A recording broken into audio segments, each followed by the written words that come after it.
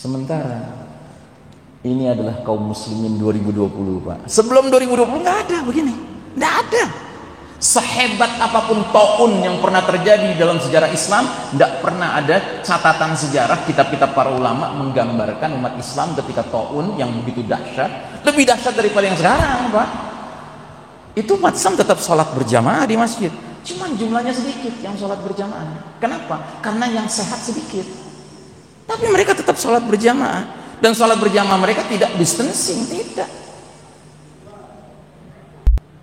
Semua simpul demi simpul, Pak.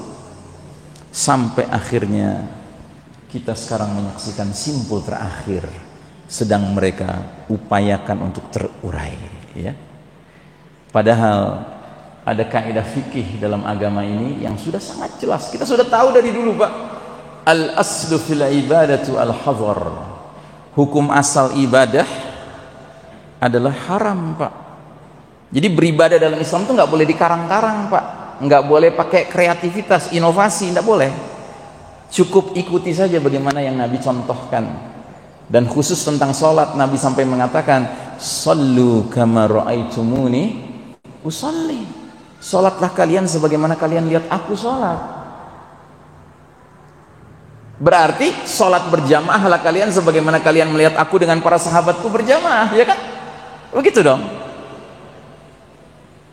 Sedangkan kata Nabi kepada para sahabat saat akan mulai sholat, para sahabat bilang, Rasulullah datang pada kami, mengusap bahu-bahu kami, pundak-pundak kami, dada-dada kami, meluruskan shaf, merapatkan barisan. Kata Nabi, la takhtalifu sufufakum, janganlah berselisih dalam barisan kalian, shaf kalian, sehingga berselisih hati kalian. Dan shaf yang berselisih itu maknanya apa? Maknanya dua, sudahlah nggak lurus, nggak rapat pula. Itu makna dari shaf tidak atau berselisih. Dan yang seperti itu pasti akan menyebabkan hati pun berselisih. Dalam hadis yang lain kata Nabi, tegakkan shaf-shaf kalian, sejajarkan pundak-pundak kalian, tutup celah-celah di antara kalian. Ini ucapan Nabi, ya, bukan ucapan Ihsan Tanjung. Kalau ucapan Ihsan Tanjung Anda boleh protes. Sebab Imam Syafi'i pernah mengunjungi, menziarahi makam Nabi. Dia katakan di atas makam Nabi, pendapat siapapun selain penghuni makam ini boleh kita terima, boleh kita tolak. Tapi kalau sudah pendapat penghuni makam ini, hendaknya wajib kita terima. Nah, Nabi bilang, tutup celah-celah di antara kalian yang sholat berjamaah. Ya. Terus Nabi lanjutkan, lemah lembutlah terhadap tangan saudara kalian. Jadi kalau Anda masuk dalam shaf tuh jangan kasar-kasar, ya, lembutlah, karena kiri kanan itu saudara kalian. Terus Nabi ulang lagi soal celah. Apa kata Nabi selanjutnya soal celah? Ya, wala tazaru furujatin lisyaitan. Jangan kalian biarkan celah-celah itu untuk syaitan. Nabi bisa lihat syaitan, kita nggak bisa lihat syaitan. Pernah Nabi mimpin sholat, ada sahabat yang celahnya sedikit saja, nggak rapat, celah sedikit. Selesai sholat Nabi bilang apa? Tadi aku lihat ada syaitan berupa anak domba nyelip di antara kalian. Itu kalau celahnya kecil. Kalau celahnya besar, sekeluarga domba kali. Ya, kakeknya, neneknya, mantunya, cucunya hadir semua. Gitu. Ya. Dan sekarang di masjid-masjid tertentu, Pak, alhamdulillah masjid ini enggak, ya, itu dikasih tempat khusus buat setan, dikasih tanda. Nah, ini tanda buat setan, gitu. Ini logika iman loh, Pak. Saya bicara logika iman, saya bukan bicara mengejek, bukan. Ini bukan soal ejekan, ini soal begitu kata Nabi, begitu kita harus yakini. Yang lebih mengerikan selanjutnya apa kata Nabi? Man wasala saffan wasalahullah wa man qata'a saffan qata'ahullah. Barang siapa menyambung shaf, Allah sambung dia. Barang siapa memutus shaf, Allah putus dia. Urusan sambung dan putus ini urusan apa? Urusan rahmat Allah. Alangkah ruginya sudah bersusah payah berwudu, berjalan dari rumah, merasa sudah sholat berjamaah di masjid, tapi ternyata di mata Allah nggak dapat rahmat. Karena apa? Karena arahan Nabi tidak dikerjakan. Hadis berikutnya, apa kata Nabi? Ala tasuffuna kama tasufful malaikatu inda rabbiha. Apa kalian tidak bersaf berbaris sebagaimana para malaikat berbaris di hadapan Rabbnya? Para sahabat bingung lah, nggak pernah lihat malaikat, ya kan? Mereka bertanya, bagaimana sih para malaikat bersaf di hadapan Rabbnya? Kata Nabi, para malaikat itu berlomba di saf awal dan mereka menempel satu dengan lainnya. Masya Allah Ta'ala. Jadi kita harus punya kebanggaan, Pak.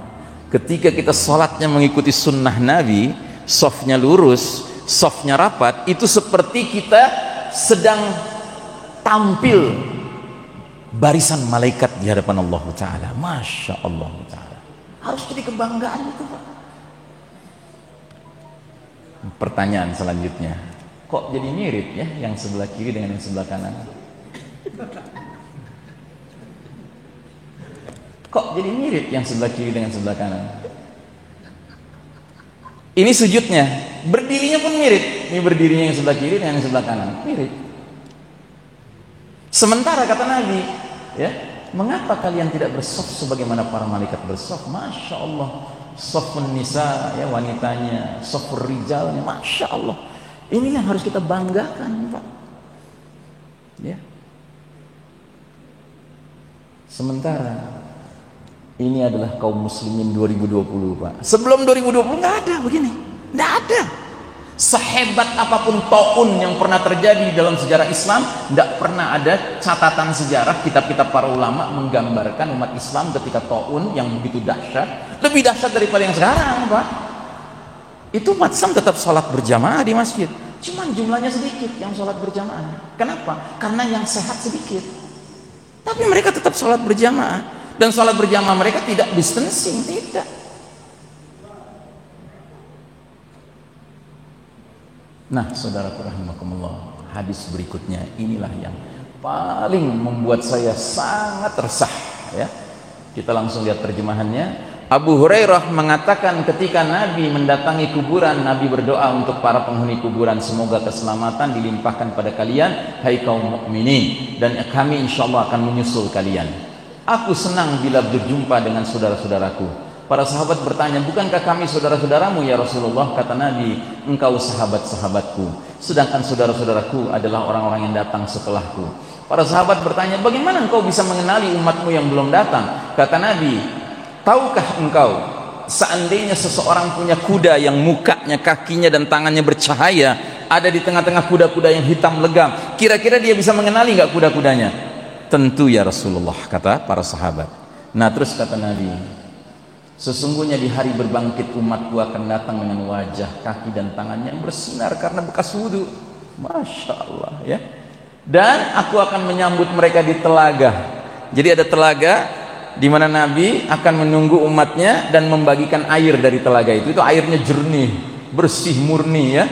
Siapapun muslim yang menerima air dari Nabi di hari telaganya, dia tidak akan haus selama-lamanya di padang mahsyar.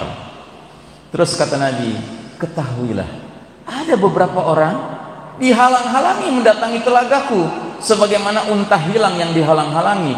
Aku memanggil-manggil mereka, kemari, kemari, karena kelihatan kakinya, tangannya, ya, wajahnya bercahaya, bekas wudhu, bahkan tanda-tanda sholat dulu di dunia.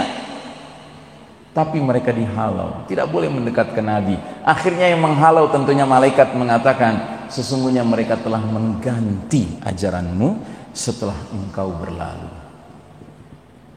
Akhirnya yang tadinya Nabi panggil-panggil, justru Nabi katakan kepada mereka apa?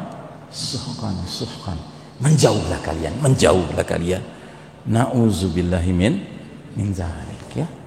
Jangan sampai kita berani-berani, Pak, merubah ajaran agama Allah, ya, sunnah Nabi, ya, dengan alasan apapun, ya. Nah, saudaraku rahimakumullah, yang terakhir sekali, Allah Ta'ala menerangkan kepada kita dalam surat Al-Ma'idah 82, siapa manusia yang paling hebat permusuhannya kepada kaum mukminin. Kata Allah Ta'ala, latajidanna ashaddan nasi adawatan lilladzina amanul yahuda walladzina asyraku. Sungguh engkau Muhammad akan dapati kaum yang paling hebat permusuhannya kepada kaum beriman adalah kaum Yahudi, satu, dan kaum musyrikin, dua. Lalu dalam hadis Nabi menjelaskan, sesungguhnya kaum Yahudi itu sudah bosan dengan agama mereka, dan mereka adalah kaum yang bersifat hasad, dan hasad mereka kepada kita kaum muslimin terutama dalam 3 hal. Pertama, raddis salam, kebiasaan umat Islam menjawab ucapan salam sahabatnya, waalaikumsalam. Itu geram sekali Yahudi melihat itu. Artinya Yahudi nggak senang melihat kita ini berukhuwah Islamiyah, saling berkasih sayang karena Allah, nggak suka mereka. Tapi yang kedua, mereka hasad kepada kita dalam urusan apa? Iqamatis sufuf, kedisiplinan umat Islam dalam mengatur saf salatnya, lurusnya dan rapatnya. Mereka geram melihat itu. Yang karenanya mereka sekarang tertawa terbahak-bahak melihat apa yang terjadi di Masjid Nabawi, Masjidil Haram tentunya. Ya, karena sudah nggak disiplin lagi. Ya. Anda tahu pernah ada wawancara seorang muslim bertanya kepada seorang jenderal tentara Amerika, "Hai Pak Komandan, kalau Anda ditugaskan mengatur barisan 2 juta prajurit Anda yang tadinya berantakan, kira-kira berapa lama waktu yang diperlukan untuk itu?" Dia menerawang lalu dia katakan, ya kira-kira 1 bulan lah katanya. Lalu oleh si pewawancara muslim ini diperlihatkan sebuah video. Video apa? Umat Islam sedang haji, di musim haji sedang tawaf mengelilingi Ka'bah. Ya, dan hajinya bukan haji tahun ini Pak, haji yang tahun-tahun dulu zaman normal ya. Kalau tahun ini kan nggak normal hajinya. Gitu.